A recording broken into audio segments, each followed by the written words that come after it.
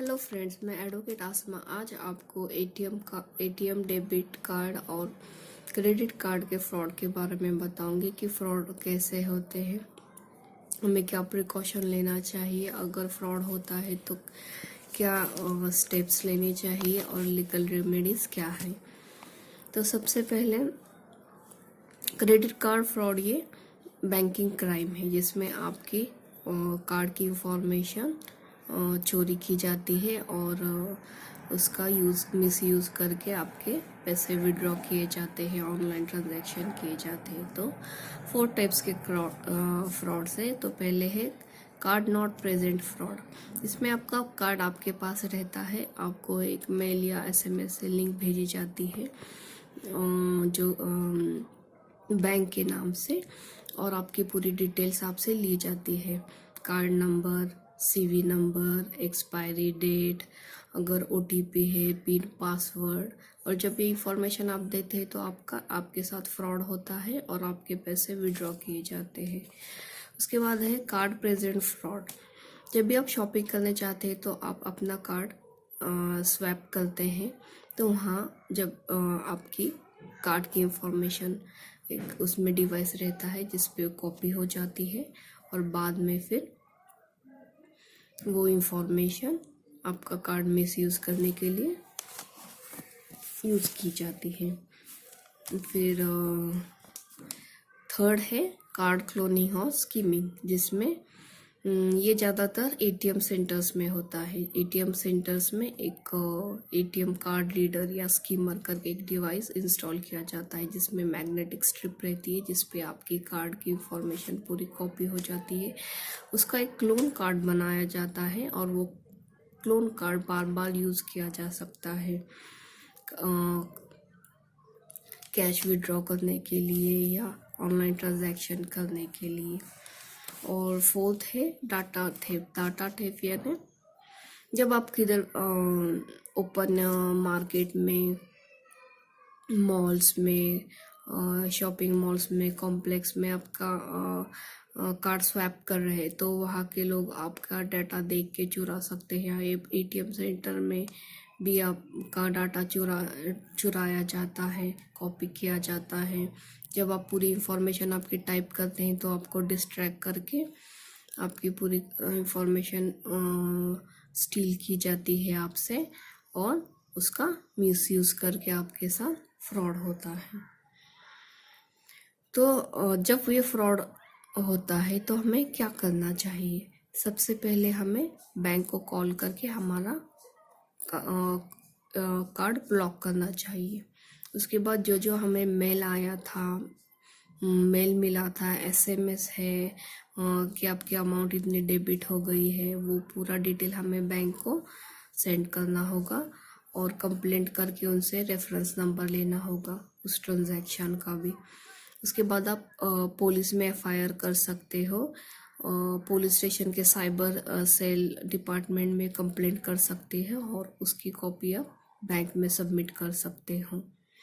आप लॉयर भी कंसल्ट कर सकते हो लीगल एक्शन लेने के लिए। तो ये सब बातें आप कर सकते हो। और अगर बैंक का फ्रॉड है या बैंक ने आप पे कुछ अननेसेसरी चार्जेस इम्पोज किए हैं, लगाए हैं, तो आप बैंक को भी लीगल नोटिस भेज सकते हो।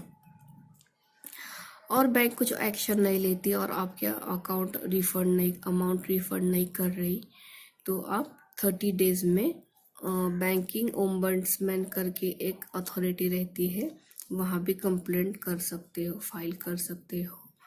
अगर वहाँ का भी डिसीजन से आप सेटिस्फाई नहीं तो अपील फाइल कर सकते हो या किसी और कोर्ट में कंप्लेंट फाइल कर सकते हो। और हमारे इसके बाद कार्ड की हमारी सिक्योरिटी बढ़ाने के लिए हम क्या प्रिकॉशन ले सकते हैं? तो सब में पहले हमको हमारा बैंक स्टेटमेंट रेगुलरली चेक करना चाहिए।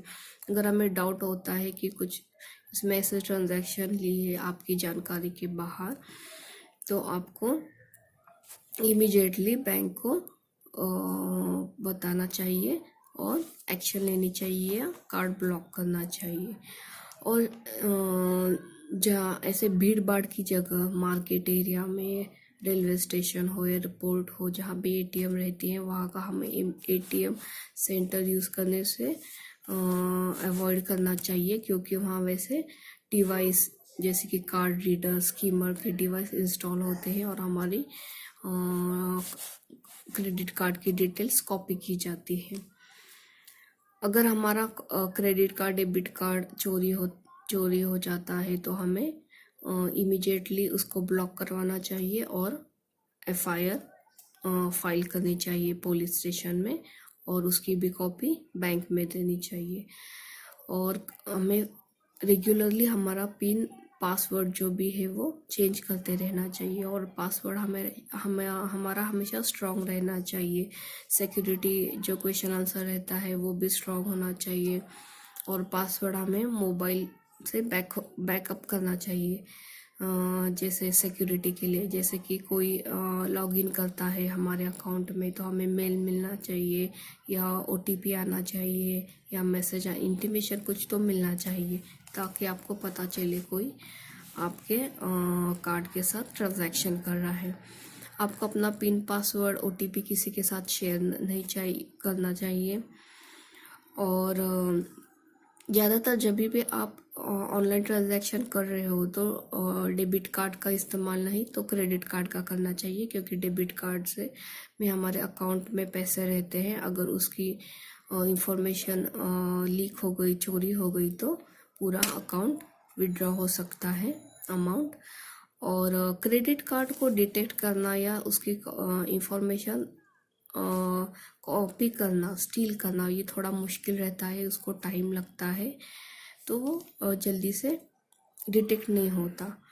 इसलिए हमें क्रेडिट कार्ड का यूज़ करना चाहिए। और क्रेडिट कार्ड का हम फेयर क्रेडिट बिलिंग एक्ट के तो उसको प्रोटेक्शन भी मिलती है क्रेडिट कार्ड के फ्रॉड के लिए।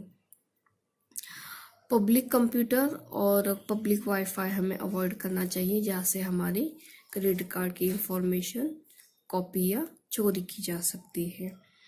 और जो भी बिल्स या डॉक्यूमेंट्स है जिस पे हमारे क्रेडिट कार्ड की डिटेल्स रहती है, एटीएम की डिटेल्स रहती है, वो हमें हमेशा डिस्ट्रॉय करके ही फेंकना चाहिए। अगर पुराने कार्ड से तो पूरे स्क्रैच करके, डिस्ट्रॉय करके उसको वो फेंकना चाहिए।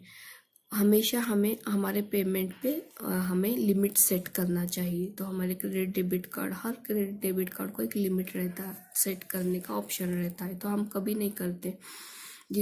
तो मैक्सिमम लिमिट हमारा जितना अकाउंट में अमाउंट बैलेंस अवेलेबल है वहाँ तक रहता है। क्रेडिट जितना बैंक दे रही है फैसिलिटी वहाँ तक रहता है। तो हमेशा हमको हमारा लिमिट सेट करके रखना चाहिए। और एक एक्सपर्ट की एडवाइस है, जब भी हम ई कॉमर्स ट्रांजैक्शंस करते हैं तो उस वेबसाइट का HTTP के आगे जो S रहता है वो S ये इंडिकेट करता है कि इसको इसका हायर सिक्योरिटी लेवल है। तो वही वेबसाइट पे हमें ऑनलाइन ट्रांजैक्शंस वगैरह करना सेफ है। उसके बाद हम मोबाइल वॉलेट का यूज़ कर सकते हैं, क्योंकि उसमें अमाउंट का जो हम ट्रांजैक्शन करते हैं उतना ही अमाउंट डिडक्ट हो जाता है, तो उसमें ज़्यादा रिस्क नहीं रहता जैसे डेबिट और क्रेडिट कार्ड में रहता है। तो ये सब बातें हमें हमारे सिक्योरिटी के लिए ध्यान रखनी चाहिए। और अगर आपके बैंक ने आप पे कुछ अननेसेसरी चार्जेस लगाई है और आपको स्टेटमेंट से पता चलता है तो आप उसकी कंप्लेंट बैंक को 60 डेज में कर सकते हैं। और 60 डेज के अंदर करते हैं तो आपको आपके पैसे रिफंड मिल सकते हैं। और अगर आपका क्रेडिट डेबिट कार्ड चोरी होता है तो हमें 2 दिन में बैंक को, जिस बैंक से हमें मिला है उसको हमें इंटीमेट करना होगा, और तो ही हमको हमारा लॉस मिलेगा। अदरवाइज़ हमने लेट किया तो बैंक हमें हमारा लॉस रिकवर नहीं करके देगी। तो ये क्रेडिट कार्ड का फ्रॉड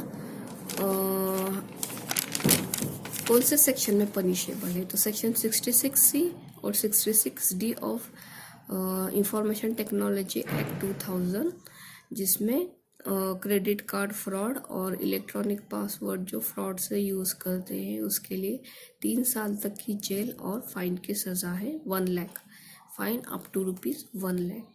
और under section 468 and 471 of IPC जो भी फॉर्जरी करते हैं कार्ड से, जैसे क्लोनिंग ऑफ कार्ड और डिसऑनेस्टली हमारे डॉक्यूमेंट या इलेक्ट्रॉनिक यूज़ करते हैं, तो उसके लिए भी 3 साल की जेल और फाइन की सज़ा है।